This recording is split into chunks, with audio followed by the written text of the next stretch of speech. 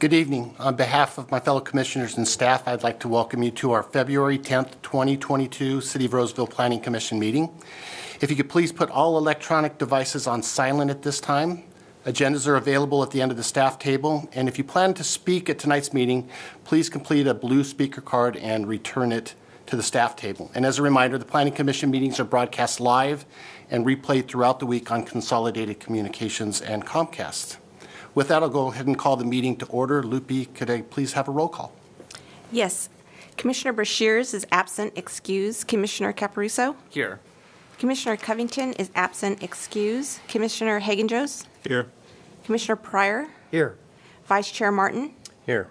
And Chair Jensen? Here. If you could all please join me in the Pledge of Allegiance.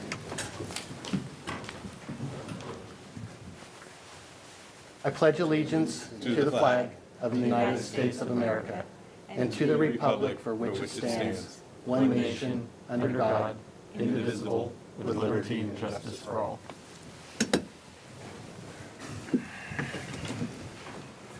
Lupe, could we please begin with staff introductions? Yes. Good evening, Commissioners. Lupe Nelson, Recording Secretary. Good evening, Commissioners. Joe Speaker, Assistant City Attorney. Good evening, Chair Jensen and Commissioners. Greg Bitter, Planning Manager. Good evening, Chair Jensen, Commissioners. Derek Ogden, Senior Planner. Good evening, Chair Jensen and Planning Commissioners. Scarlett Marr, Associate Planner. Thank you. Okay, moving on to public comment. The public comment period is a time for anyone who would like to address the Commission on an item that is not on tonight's agenda. When addressing the Commission, please state your name for the record and limit your comments to 3 minutes. Is there anyone in the audience that would like to address an item that is not on tonight's agenda? Seeing none, we'll go ahead and close the public comment and move on to the consent calendar. The consent calendar consists of routine items that may be approved under one motion as recommended in the staff report. However, each item may be considered separately upon a request by the audience or Planning Commission or staff. Tonight's consent calendar consists of one item, item 5.1, the minutes from the January, I'm guessing that's 27th? Oh, yeah. January 27th, 2022 Planning Commission meeting. Is there anyone in the commission or in the audience that would like to pull this item from the consent calendar to be discussed separately? Seeing none, Commissioners, do we have a motion to approve the consent calendar? I'll make a motion. Seconded. We have a motion and a second. Roll call. Commissioner Pryor? Yes.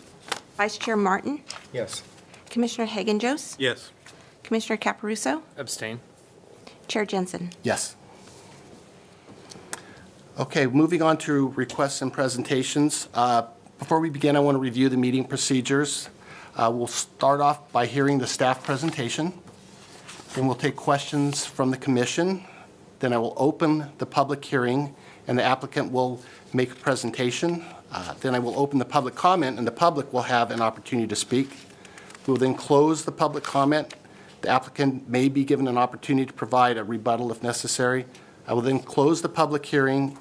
The commission may ask questions of staff, and finally the commission will consider the item and make a decision based on the information provided in the report from staff and testimony presented during the hearing. Item 6.1 is a request to approve a design review permit for a residential subdivision located at 1601 Vista Grande Boulevard. For the record, file number PL 21-0347.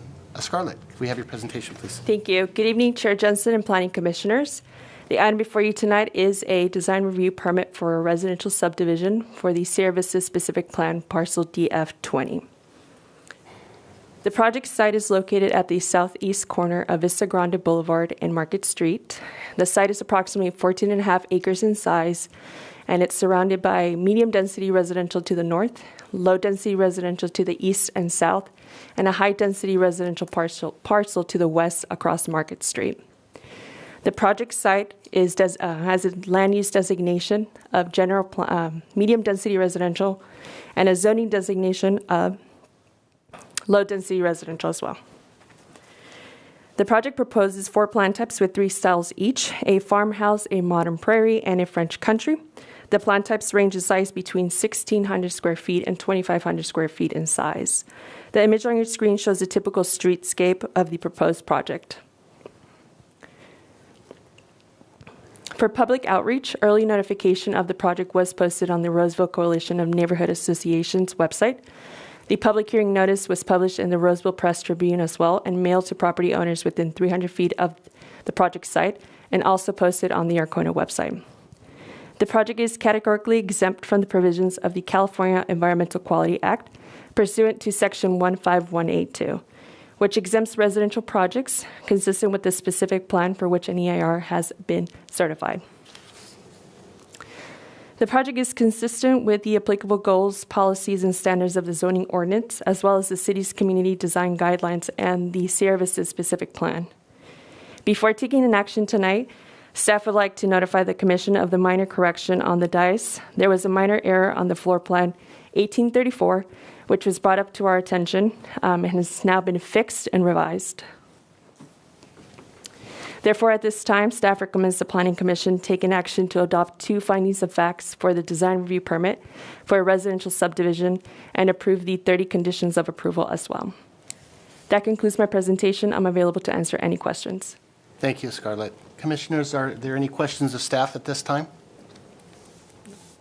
Okay, seeing none, I'll go ahead and open the public hearing and invite the project representative to the dais if he's available.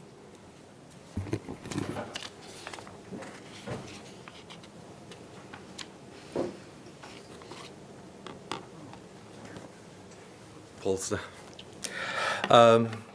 evening. I'm sitting in for someone, so I'm afraid I'm not as prepared as I might be, but I don't have much to add to what she said. If you have any questions to ask of me on the project or the type of styles we're offering, let me know. I would say that this is another one of our projects that we are continuing to do, that I feel proud of all the different projects we've done, and I'll be happy to answer any questions you may have. Thank you, Commissioners. Are there any questions of, sorry, did we get your name for the record? Sorry, Daryl Hassler from JMC Homes. Do you need my address? No, that's fine. Okay, thank you. So no questions of the applicant? No. Okay, thank you. With that, I'll go ahead and open the public comment period. Is there anyone in the audience that would like to address this item? Okay, seeing none, I'll go ahead and close the public comment period. Are there any other questions or comments from the commission? Okay, seeing none, I'll go ahead and close the public hearing. And would anyone like to make a motion? I'll make a motion to adopt the 2 findings of fact and approve the design review for a residential subdivision subject to 30 conditions of approval. Okay, we have a motion. Is there a second? With the updated Exhibit A. Thank you. Okay, we have a motion and a second. Roll call. Commissioner Martin? Yes. Commissioner Pryor? Yes. Commissioner Caparuso? Yes. Commissioner Hagen-Jost? Yes. And Chair Jensen. Yes. Okay, the motion is approved, and there's a 10-day appeal period for this item. Jensen, if I may, before we get to the next item, my record is perfect in not introducing new staff before they make their first presentation to the commission. So I apologize for that, but I did want I should have introduced the commission to Scarlett. Scarlett Marr joined us probably 4 or 5 months ago now, I think, closing in on 6. She's an associate planner, as she stated. We stole her from the city of Lincoln. We're very happy to have her on the current planning team. She's got quite a bit of experience, and she's kind of fit right in. So you'll be seeing her more regularly here.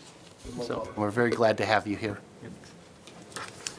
Okay, moving on to item 6.2 is a request that the Planning Commission consider the addendum to the Dry Creek Greenway East Trail Project EIR and recommend that the City Council approve a general plan amendment and rezone for 649 Riverside Avenue, for the record, file number PL 21-0273. And Sean, could we have your presentation? Yes, you may. Good evening, Chair Jensen and Commissioners. My name is Sean Morales. I'm an associate planner, and I'm here tonight to present the Dry Creek Greenway Trailhead Rezone project. The project site is located at 645 and 649 Riverside Avenue, is approximately 4 acres in size, and is identified as parcel 179 in the city's infill area. The site has a zoning designation of floodway and a general plan land use designation of community commercial/floodplain. The site is bordered on the south and east by Dry Creek and includes the confluence with Kirby Creek.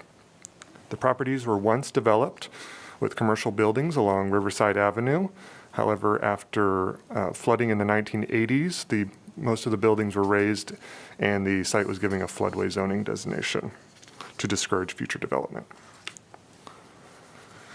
The project site is a future trailhead for the Dry Creek Greenway East Trail, which will be a multi-use trail along Dry, Kirby, and Linda Creeks from Riverside Avenue to Old Auburn Road. The Greenway project had a 10-plus year public review period, and the preferred alignment was adopted by council in 2019. The city received a FEMA grant to reduce flood risk, which allowed for the city to purchase the property here for the trailhead, as well as demolish the last existing commercial building on site. As a condition of the grant, the city agreed to ensure the land would remain open space in perpetuity, which is why this rezone is before you tonight. The city requests the rezone to modify the zoning from floodway to open space/floodway and modify the general plan land use designation from community commercial/floodplain to open space/floodplain. GPA and rezone requests are evaluated for consistency with the general plan and public interest. The site is adjacent to another open space parcel, is within the city's floodplain, and is already approved for a trailhead, which is consistent with the proposed open space land use designation, and the trail went through a lengthy public review process. Therefore, staff believes the proposal is consistent with the general plan and public interest. Early notification of the project was posted on the Arcona website, and the public hearing notice was mailed to property owners within 300 feet, as well as published in the Press Tribune and on the Arcona website, and local tribes were contacted for this project for consultation.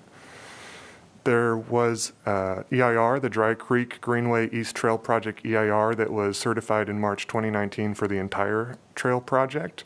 And so for this project, we prepared an addendum to address the minor technical changes not covered in the EIR.